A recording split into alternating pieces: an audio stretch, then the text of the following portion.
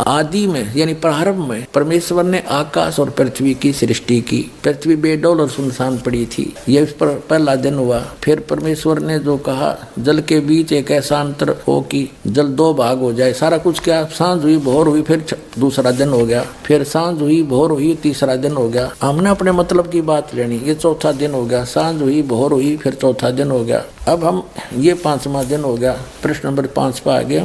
ये सांझ हुई भोर हुई, पांचवा दिन हो गया। अब छठे दिन ये आ गया, छठा दिन, ये छठे दिन में चल पड़ा। इस प्रकार परमेश्वर ने पृथ्वी की जाति जाति के वन पशुओं को और जाति जाति घरेलू पशुओं और जाति जाति की भूमि पर सब रेंगने वाले जंतुओं को बना, और परमेश्वर ने देखा अच्छा है। फिर परमेश्वर ने कहा कि हम मनुष्य को, उन सब पशु पक्षियों को बनाकर फिर हम मनुष्य को अपने स्वरूप के अनुसार बनाएं, अपनी समानता में बनाए, और वे समुद्र की मछलियों और आकाश के पक्षियों और घरेलू पशुओं और सारी पृथ्वी पर सब रेंगने वालों जंतुओं पर जो पृथ्वी पर रेंगते अधिकार रखें। जैसे भैंस, गाय, बैल, इनको हमने अपने काम के लिए प्रयोग कर लिया, इनको खाना नहीं, सताना नहीं, इनको जैसे गाय भैंस आपने रखी, उसको पहले आप पेट भरते हो, चराते हो, उसको नहवाते हो, धोआते हो, प्यार से रखते हो, जब वो दूध देती है। तो ऐसे कहा, खाने के लिए नहीं कहा उस मालिक ने। देखो आगे, तो परमेश्वर ने कहा मनुष्य को अपने स्वरूप के अनुसार बनाए, अपनी समानता बनाए। तो भगवान फिर कैसा हुआ,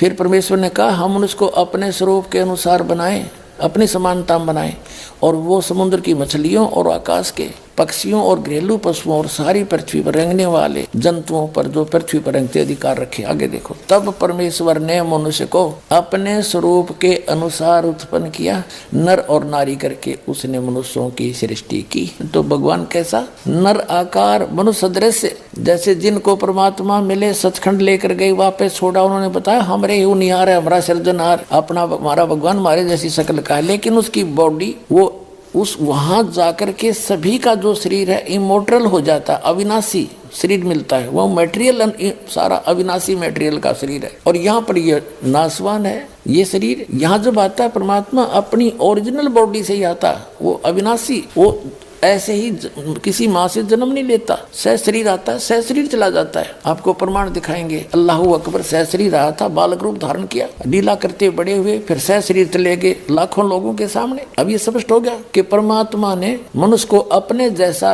अपनी सूरत में अपने शकल के अनुसार अपने जैसा रचा। तो भगवान